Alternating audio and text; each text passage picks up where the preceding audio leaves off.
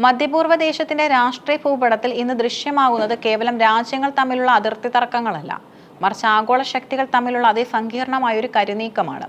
Persian കടലിടുക്കിന്റെ തീരങ്ങളിൽ ആഞ്ഞടിക്കുന്ന കാറ്റിന് ഇപ്പോൾ നയതന്ത്രത്തിന്റെ പുതുഗന്ധമുണ്ട്. ദശകങ്ങളായി അമേരിക്കയും പാശ്ചാത്യ ശക്തികളും ഏകപക്ഷീയമായി നിയന്ത്രിച്ചിരുന്ന ഈ മേഖലയിൽ ഇറാൻ എന്ന രാഷ്ട്രീയ ആത്മവിശ്വാസവും ചൈനയുടെ തന്ത്രപരമായ ഇടപെടലുകളും പുതിയൊരു ലോകക്രമത്തിന് അടിത്തറയിടുകയാണ്. ഇറാൻ വെറും ഒരു രാജ്യം മാത്രമല്ല, അതൊരു സംസ്കാരമാണ്, ചരിത്രമാണ്, അതിലുപരി ഒരു ആശയമാണ്. ആധുനിക കാലഘട്ടത്തിൽ ഇറാൻ നേരിട്ട വെല്ലുവിളികൾ സമാനതകളില്ലാത്തതാണ്. സാമ്പത്തിക ഉപരോധങ്ങളും സൈനിക ഭീഷണികളും നിരന്തരം വേട്ടയാടുമ്പോഴും ആ രാഷ്ട്രം തളരാതെ നിന്നത് അതിന്റെ ജനതയുടെ ഉള്ളിലെ പ്രതിരോധത്തിന്റെ ആത്മാവ് കൊണ്ടാണ്. ഇറാനിലെ ജനങ്ങൾ തങ്ങളുടെ രാജ്യത്തെ കാണുന്നത് ഒരു ഭൂമിശാസ്ത്രപരമായ അതിർത്തിയായിട്ടല്ല, മറിച്ച് സാമ്രാജ്യത്വ ശക്തികൾക്കെതിരെയുള്ള പോരാട്ടത്തിന്റെ അടയാളമായാണ്. അമേരിക്കയുടെയും ഇസ്രയേലിന്റെയും സമ്മർദ്ദ തന്ത്രങ്ങൾക്കിടയിലും സ്വന്തം അഭിമാനം പണയം വെക്കാത്ത ഇറാനിയൻ ഭരണകൂടത്തിന് ഊർജം നൽകുന്നത് ഈ ജനപിന്തുണയാണ്.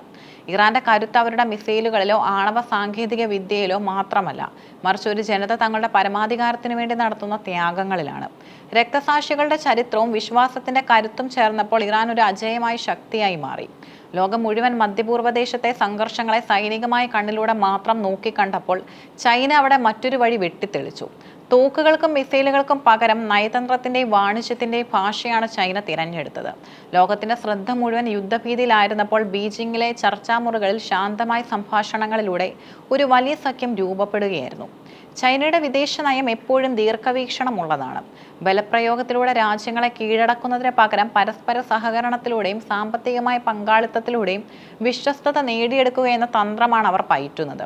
ഇറാനുമായി ചൈനയുണ്ടാക്കിയ 25 വർഷത്തെ തന്ത്രപ്രധാനമായ കരാർ ഇതിന് ഏറ്റവും വലിയ ഉദാഹരണമാണ്.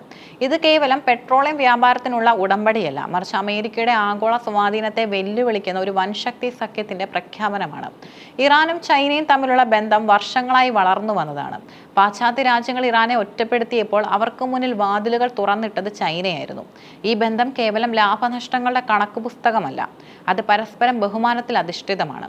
മറ്റൊരാളുടെ ആഭ്യന്തര കാര്യങ്ങളിൽ ഇടപെടാതെ അവരുടെ പരമാധികാരത്തെ ബഹുമാനിച്ചുകൊണ്ടുള്ള സഹകരണം ഇറാന് വലിയ ആശ്വാസമാണ് നൽകിയത്.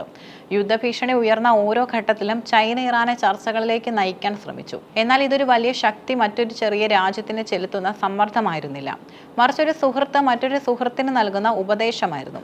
സമാധാനം തിരഞ്ഞെടുക്കുക, എന്നാൽ അത് സ്വന്തം അഭിമാനം പണയം വെക്കാതെ ആവണം എന്ന സന്ദേശമാണ് ചൈന കൈമാറിയത്. ഈ സമീപനം ഇറാനിൽ ചൈനയോടുള്ള വിശ്വാസം വർദ്ധിപ്പിച്ചു. ആഗോള രാഷ്ട്രീയത്തിന്റെ ഹൃദയമിടിപ്പ് നിലകൊള്ളുന്നത് ഹോർമുസ് കടലിടുക്കിലാണ്. ലോകത്തിലെ ക്രൂഡ് ഓയിൽ വിതരണത്തിന്റെ വലിയൊരു ശതമാനം കടന്നുപോകുന്ന ഈ പാത തടസ്സപ്പെട്ടാൽ ലോക സാമ്പത്തിക വ്യവസ്ഥ തന്നെ തകരും. സംഘർഷങ്ങൾ രൂക്ഷമാകുമ്പോൾ ഹോർമുസ് കടലിടുക്ക് ഒരു യുദ്ധക്കളമായി മാറുമെന്ന് ലോകം ഭയപ്പെട്ടു. ഇവിടെയും ചൈനയുടെ ഇടപെടൽ നിർണായകമായി. ബലപ്രയോഗത്തിലൂടെ കടലിടുക്ക് നിയന്ത്രിക്കുന്നതിന് പകരം സംഭാഷണത്തിലൂടെ പരിഹാരം കണ്ടെത്താമെന്ന് അവർ വാദിച്ചു. ഇറാനെ പിന്തുണയ്ക്കുന്നതിലൂടെ അമേരിക്കയുടെ ഏകപക്ഷീയമായ ഇടപെടലുകളെ തടയാൻ ചൈനയ്ക്ക് കഴിഞ്ഞു. ഇത് ലോക വിപണിയിൽ എണ്ണവില കുതിച്ചുയരുന്നത് തടയാനും ഒരു പരിധിവരെ സഹായിച്ചു. ഇസ്ലാമാബാദ്, അങ്കാറ, ദോഹ എന്നീ നഗരങ്ങൾ ചർച്ചകളുടെ വേദിയായപ്പോൾ യഥാർത്ഥത്തിൽ തിരശ്ശീലയ്ക്ക് പിന്നിൽ പ്രവർത്തിച്ചത് ഇറാനും ചൈനയും തമ്മിലുള്ള ആഴത്തിലുള്ള ആശയവിനിമയമായിരുന്നു. രഹസ്യമായ ഫോൺ കോളുകളും നയതന്ത്ര പ്രതിനിധികളുടെ കൂടിക്കാഴ്ചകളും വഴി ഒരു വെടിനിർത്തലിലേക്ക് ലോകത്തെ നയിക്കാൻ അവർക്ക് കഴിഞ്ഞു. പാശ്ചാത്യ മാധ്യമങ്ങൾ പലപ്പോഴും അവഗണിച്ച ഈ നിശബ്ദ നയതന്ത്രമാണ് പശ്ചിമേഷ്യയിൽ ഒരു വലിയ ദുരന്തത്തിൽ നിന്നും രക്ഷിച്ചത്. ഇറാൻ ചൈന സഖ്യം ഒരു രാഷ്ട്രീയ മാറ്റത്തിന്റെ മാത്രം കഥയല്ല, മറിച്ച് ഇതൊരു പുതിയ ആഗോള ദർശനത്തിന്റെ തുടക്കമാണ്. രണ്ടാം ലോക മഹായുദ്ധത്തിന് ശേഷം രൂപപ്പെട്ട അമേരിക്കൻ കേന്ദ്രീകൃത ലോകക്രമം അവസാനിക്കുന്നു എന്നതിന്റെ സൂചനയാണിത്. ഇന്ന് ലോകം ഒരു ബഹുധ്രുവ ക്രമത്തിലേക്ക് മാറിയിരിക്കുന്നു. അമേരിക്കയുടെ ഉപരോധങ്ങളെ മറികടക്കാൻ സ്വന്തമായ ഒരു സാമ്പത്തിക വ്യവസ്ഥ രൂപപ്പെടുത്താൻ ഈ രാജ്യങ്ങൾക്ക് കഴിയുന്നു. ഡോളറിന് പകരമായി പ്രാദേശിക കറൻസികൾ വ്യാപാരം നടത്തുന്നത് ഇതിന്റെ ഭാഗമാണ്. ഇത് സാമ്പത്തിക രംഗത്ത് വലിയ വിപ്ലവമാണ് സൃഷ്ടിക്കുന്നതും. ഇറാനിലെ ജനങ്ങളുടെ പങ്കാളിത്തവും ചൈനയുടെ ആധുനിക സാങ്കേതിക വിദ്യയും ചേരുമ്പോൾ അതൊരു പുതിയ ശക്തിയായി മാറുകയാണ്. ഇറാന്റെ നേതാക്കൾ എപ്പോഴും ഊന്നി പറയുന്ന ഒരു കാര്യമുണ്ട്: ഒരു രാഷ്ട്രത്തിന്റെ യഥാർത്ഥ കരുത്ത് അതിന്റെ ജനങ്ങളാണ്. ജനങ്ങൾ ഭരണകൂടത്തിനൊപ്പം നിൽക്കുമ്പോൾ പുറത്തുനിന്നുള്ള ഒരു ശക്തിക്കും ആ രാജ്യത്തെ തകർക്കാൻ കഴിയില്ല. ഈ ചിന്താഗതി ചൈനയുടെ ദർശനവുമായി പൊരുത്തപ്പെടുന്നു. സാമ്പത്തികമായ ഉന്നമനവും ദേശീയമായ അഭിമാനവും കൈകോർക്കുമ്പോൾ ഒരു രാഷ്ട്രം എത്രത്തോളം കരുത്തുറ്റതാകുമെന്ന് ഇവർ ലോകത്തിന് കാണിച്ചു കൊടുത്തു. ഒരു പ്രതിസന്ധി ഘട്ടത്തിൽ പോലും ഇറാനിലെ പള്ളികളിലും തെരുവുകളിലും കണ്ട ജനസഞ്ചയം നൽകിയ സന്ദേശം വ്യക്തമായിരുന്നു: അവർ ഒരിക്കലും കീഴടങ്ങാൻ തയ്യാറല്ല. അവരുടെ വിശ്വാസം അവർക്ക് പ്രതിരോധത്തിനുള്ള കവചമായി മാറി. കാലം കടന്നു പോകുമ്പോൾ ഇറാൻ ചൈന ബന്ധം കൂടുതൽ ദൃഢമാകാനാണ് സാധ്യത. സാങ്കേതിക വിദ്യ, ബഹിരാകാശ ഗവേഷണം, സുരക്ഷാ മേഖല എന്നിവിടങ്ങളിൽ കൂടുതൽ സഹകരണത്തിന് ഇരുവരും തയ്യാറാകുന്നു. സിൽക്ക് റോഡ് പദ്ധതിയുടെ ഭാഗമായി ഇറാൻ മാറുന്നത് ലോക വ്യാപാര രംഗത്ത് വലിയ മാറ്റങ്ങളും വരുത്തും. ഇത് മറ്റു രാജ്യങ്ങൾക്കും ഒരു മാതൃകയാണ്. വലിയ ശക്തികളുടെ സമ്മർദ്ദത്തിന് വഴങ്ങാതെ തന്നെ എങ്ങനെ സ്വന്തം വഴി കണ്ടെത്താമെന്ന് ഇറാൻ കാണിച്ചു തരുന്നു. സമാധാനപരമായ നയതന്ത്രത്തിലൂടെ എങ്ങനെ വലിയ പ്രതിസന്ധികളെ മറികടക്കാമെന്ന് ചൈനയും തെളിയിക്കുന്നു. ഇതൊരു രാഷ്ട്രീയ വിശകലനം മാത്രമല്ല, മറിച്ച് അതിജീവനത്തിന്റെ വലിയൊരു കഥയാണ്. ഇരുളടഞ്ഞ സംഘർഷങ്ങൾക്കിടയിലും സഹകരണത്തിന്റെയും വിശ്വാസത്തിന്റെയും ഒരു വെളിച്ചം ടെഹ്റാനിൽ നിന്ന് ബീജിംഗിലേക്കും അവിടെ നിന്ന് ലോകത്തിന്റെ വിവിധ ഭാഗങ്ങളിലേക്കും പടരുകയാണ്.